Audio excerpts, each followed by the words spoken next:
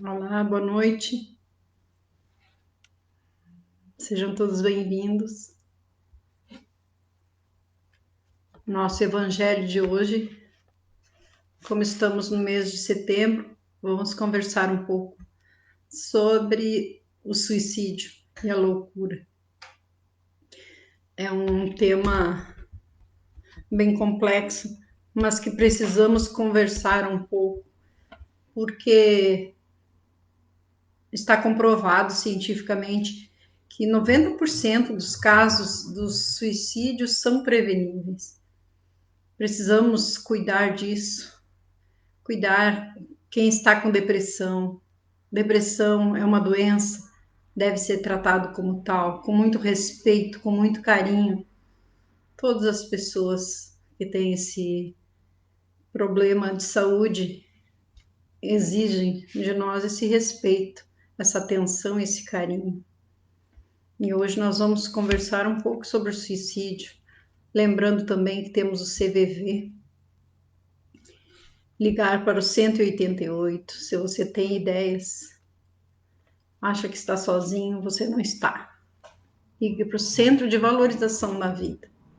Vamos falar com quem pode nos ouvir.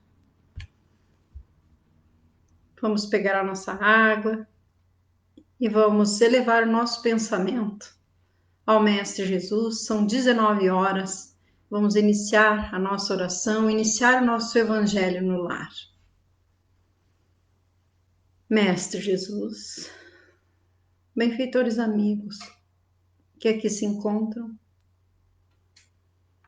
rogamos nesse momento a visita em cada lar, aquele lar que nos assiste nesse momento, que possa receber, segundo a sua necessidade, o seu merecimento.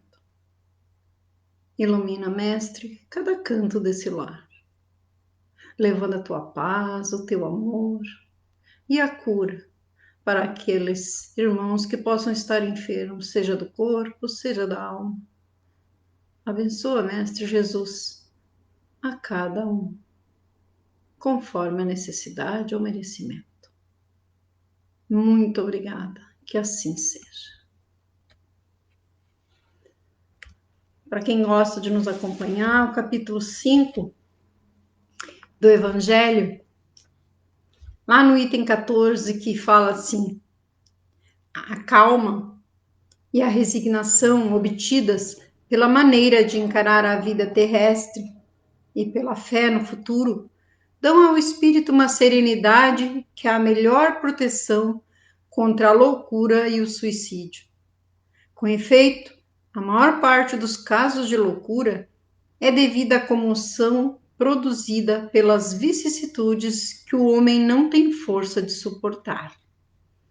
Se, pois, pela maneira com que o Espiritismo faz encarar as coisas desse mundo, ele toma como indiferença, com alegria mesmo, os reveses e as decepções que o teriam desesperado em outras circunstâncias, é evidente que essa força, que o coloca acima dos acontecimentos, preserva sua razão dos estremecimentos que sem ela o teriam perturbado. É claro que quando sabemos que tudo passa, que as nossas provas são momentâneas, por mais difíceis que pareçam, os nossos problemas são momentâneos, eles vão passar. E nós só passamos aquilo que precisamos passar para o nosso crescimento espiritual, para a nossa evolução espiritual. Não existem injustiçados, nós não somos vítimas, não somos injustiçados. Só passamos aquilo que necessitamos. Ocorre o mesmo com o suicídio, excetuando aqueles que se verificam no estado de embriaguez e de loucura e que se podem chamar inconscientes. É certo que, sejam quais forem os motivos particulares, sempre há, por causa geral, algum descontentamento. Ora, é claro que quem está feliz não vai cometer o suicídio, só que às vezes os motivos são bem torpes, bem bobos, quando tem pessoas que acham que é o fim do mundo e que ele quer matar a dor E ele não mata a dor, ele só tira a vida do corpo físico e a vida vai seguir, a vida espiritual vai seguir, e ele vai ver que levou o problema bem maior agora para a vida espiritual. E nos diz aqui, a que se devem os casos de loucura? A maioria desses casos se deve à perturbação produzida pelas vicissitudes que o homem não tem a capacidade de suportar. Às vezes pode ser uma vergonha moral, pode ser um problema de dívida. Muita gente comete suicídio por causa de dívida. Tudo que pode ser solucionado, sim. Precisamos é do amparo da família, dos amigos. Muito importante o amparo. E a maioria dos casos de loucura se deve à comoção produzida pelas vicissitudes que o homem não tem coragem de suportar. Mas como devemos enfrentar os infortúnios e as decepções da vida? Devemos encará-los com serenidade como coisas passageiras, que são coisas passageiras, e deles tirar lições que nos levem à conquista da nossa felicidade. Os nossos sofrimentos não são eternos. Pensando assim, avivamos em nosso coração a centelha da esperança e nossas dores tornam-se mais suaves. Quando a gente tem fé no futuro, sabemos que tudo vai passar, que tudo passa, fica mais tranquilo. Essa fé, essa esperança, faz a gente ver os problemas de uma outra forma, nos acalma a alma, como dizemos. A serenidade é o melhor preservativo contra a loucura e o suicídio. Mas como consegui-la?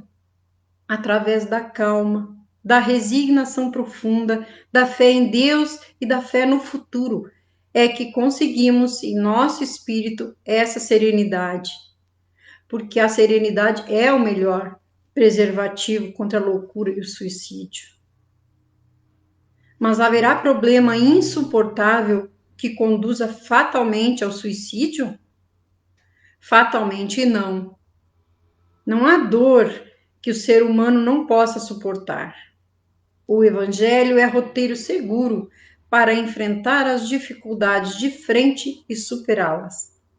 É incontestável que o suicídio tem sempre por causa um descontentamento, quaisquer que sejam os motivos particulares que lhe apontem. E qual a causa principal do suicídio? A incredulidade, a dúvida sobre o futuro. As ideias materialistas e a revolta são os maiores incitadores do suicídio, porque ocasionam a covardia moral. A propagação das doutrinas materialistas é o veneno que inocula a ideia do suicídio na maioria dos suicidas. Temos aquele caso nos Estados Unidos daquele suicídio coletivo, né? Então, quer dizer, materialista, porque se pensasse pelo lado espiritual, se acreditasse que a nossa vida continua após o túmulo, né? Após a morte do corpo físico, ninguém tiraria sua vida. Por que o materialismo e a incredulidade conduzem ao suicídio e à loucura? Porque nos oferecem unicamente o nada, e sendo o nada a única perspectiva, mais vale buscá-lo imediatamente do que continuar sofrendo. Então, se não vai ter nada, então é mais fácil tirar a vida. E é assim que a pessoa que só acredita no materialismo faz. Ela tira a própria vida porque ela acha que ali acabaram os problemas dela. Ela queria matar a dor e ela não fez isso. Ela continuou, infelizmente. O homem vive algum tempo sem alimento, pouco tempo sem água, mas o homem não consegue viver sem esperança. Por isso que nós precisamos muitas vezes, se notarmos que aquele irmão está meio depressivo, está meio triste, vamos dar a nossa mão, vamos dar o nosso carinho. Nesse tempo de pandemia, de isolamento, é o melhor momento de darmos essa atenção, de podermos observar quem conosco convive. De que maneira a crença sobre a continuidade da vida evita o suicídio e a loucura? Fazendo-nos confiantes no futuro, levando-nos a entender que os sofrimentos são passageiros e infundindo-nos esperança. Existindo esperança, há razão para viver. É simples. Pode parecer que é loucura, mas não. Então diz assim: ocorre o mesmo com o suicídio, excetuando aqueles que se verificam no estado de embriaguez e de loucura e que se podem chamar inconscientes. É certo que, sejam quais forem os motivos particulares, sempre há por causa geral algum descontentamento. Ora, aquele que está seguro de não ser feliz e infeliz, senão por um dia, e de serem melhores os dias seguintes, facilmente tem paciência. Só se desespera se não vê termo, se não vê o fim dos seus sofrimentos, né? O que é, pois, a vida humana em relação à eternidade? Senão bem menos que um dia? Mas o que não crê na eternidade, que acredita que tudo nele acaba com a vida, que se deixa abater pelo desgosto, pelo infortúnio, que só vê o termo disso com a morte.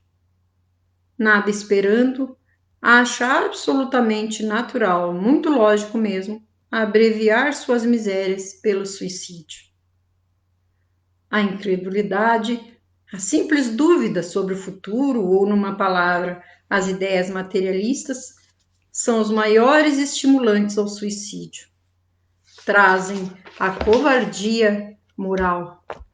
Quando se vêem homens de ciência se apoiarem na autoridade do seu saber, no esforço de provar a seus ouvintes ou seus leitores que esses não têm nada a esperar após a morte, não se está trazendo, junto dessa consequência, a de que, se são infelizes, nada tem melhor a fazer do que se matar? O que eles poderão dizer para desviá-lo disso? Que compensação podem oferecer-lhes? Que esperança podem dar-lhes? Nada além do nada. Do que é preciso concluir que se o nada é o único heróico remédio, a única perspectiva, mais vale cair nele imediatamente do que mais tarde, e assim sofrer por menos tempo. Essa é a ilusão de quem pensa só no lado material e não vê que realmente a vida continua. Estão aí as psicografias, as comunicações dos nossos benfeitores para nos provar o contrário, que a vida continua assim e que tudo passa. Por pior que seja o nosso problema, tudo passa, vai passar. Portanto, a propagação das ideias materialistas é o veneno que inocula em um grande número de pessoas a ideia do suicídio. E aqueles que dele se fazem apóstolos assumem uma terrível responsabilidade, não sendo mais permitida a dúvida com o espiritismo, o aspecto da vida muda.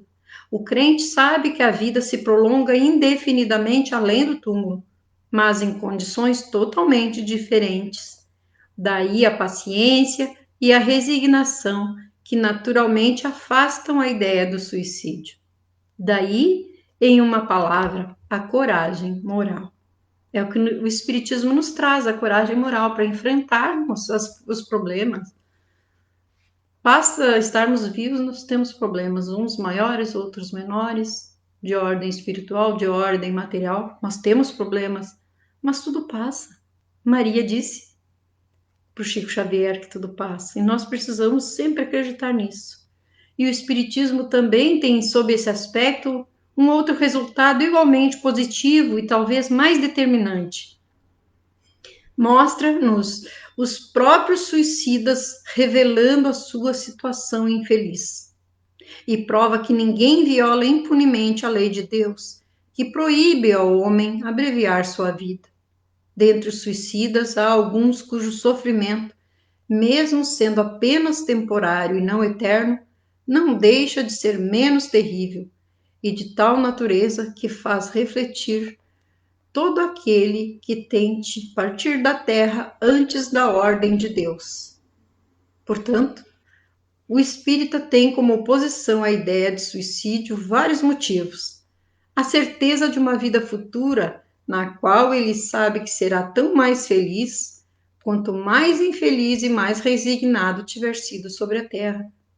E a certeza de que, abreviando sua vida, chega a um resultado totalmente contrário ao que esperava, que foge de um mal para cair noutro pior, mais longo e mais terrível, que se engana se acredita que, matando-se, vai mais rápido ao céu, que o suicídio é um obstáculo à reunião no outro mundo com as pessoas de suas afeições que lá esperava encontrar.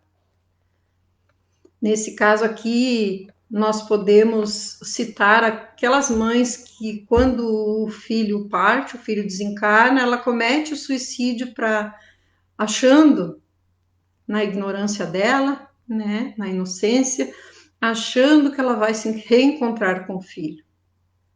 Com certeza não.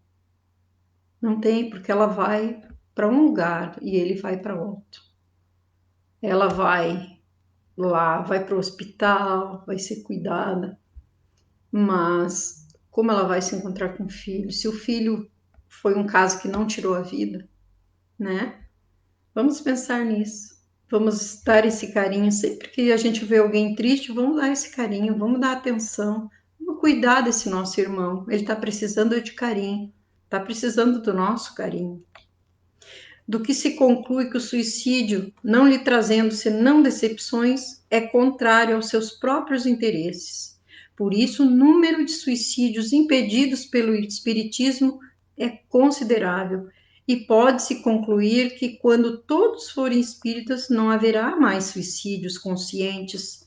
Comparando então os resultados das doutrinas materialista e espírita, só pelo ponto de vista do suicídio, descobre-se que a lógica da primeira conduz a ele, enquanto a lógica da última o evita, o que é confirmado pela experiência. Olha a importância. Se nós sabemos que a vida continua, que não acaba com a morte do corpo, com certeza nós não vamos cometer o suicídio. Porque nós vamos ter que prestar contas por ter abreviado a nossa vida aqui. E quando Cristo disse: bem-aventurados os aflitos, que é deles o reino dos céus, ele não se referia à generalidade dos sofredores, pois todos os que aqui estão sofrem, estejam sobre o trono ou sobre a palha. Mas poucos sofrem bem, poucos compreendem que somente as provas bem suportadas podem conduzi-los ao reino de Deus. O desânimo é uma falta. Deus vos recusa consolações porque vos falta coragem. A prece é um suporte para a alma, mas ela não basta. É preciso que seja apoiada sobre uma fé viva na bondade de Deus. Muitas vezes foi dito que ele não colocava um fardo pesado sobre ombros fracos, mas o fardo é proporcional às forças. Como a recompensa será proporcional à resignação e à coragem.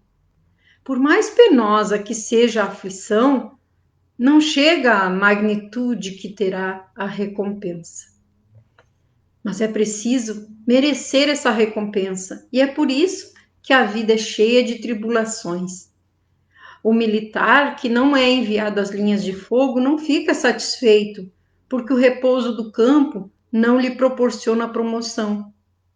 Sede, pois, como militar, e não desejeis um repouso no qual vosso corpo se enfraqueceria e vossa alma se entorpeceria. Ficais satisfeitos quando Deus vos envia a luta. Essa luta não é o fogo da batalha. Essa luta são as amarguras da vida, nas quais às vezes é preciso mais coragem que num combate sangrento, pois quem fica firme diante do inimigo curva-se sob a opressão de uma pena moral. O homem não recebe nenhuma recompensa para esse tipo de coragem, mas Deus lhes reserva seus louros e um lugar glorioso. Quando vos ocorrer um motivo de dor ou de contrariedade, esforçai-vos por superá-lo. E quando chegardes a dominar os ímpetos de impaciência, de cólera ou de desespero, dizei-vos com uma justa satisfação: eu fui mais forte. Bem-aventurados os aflitos, pode então ser assim traduzido. Bem-aventurados os que têm oportunidade de provar sua fé, sua firmeza, sua perseverança e sua submissão à vontade de Deus, pois terão centuplicadas as alegrias que lhe faltaram na terra. E após o trabalho, vem o repouso, l'accorder. Então é tão bom quando passamos por uma dificuldade, por um problema e conseguimos enfrentar de cabeça erguida, com fé, com resignação, e depois ver que valeu a pena a nossa coragem e que Deus nos ama tanto que realmente Ele não coloca um fardo mais pesado do que aquele que nós podemos suportar. Nós ficamos por aqui no Evangelho do Lar de hoje, relembrando, o CVV está aí, isso é um trabalho voluntário para conversar. Se você vê que tem aquele alguém que está deprimido, está triste, está com ideias suicidas, peça 188. Essa ligação é grátis, são voluntários o tempo todo, 24 horas por dia, que estão ali só esperando a ligação. Lembre desse número 188, Centro de Valorização da Vida, Setembro Amarelo. Vamos dar atenção, dar carinho. Depressão não é besteira, não é bobagem. Depressão não é preguiça, é uma doença. Vamos respeitar e tratar como tal. Aquele nosso irmão só precisa do nosso carinho. Vamos elevar o nosso pensamento ao Mestre Jesus, na certeza de que cada um já tem a sua água.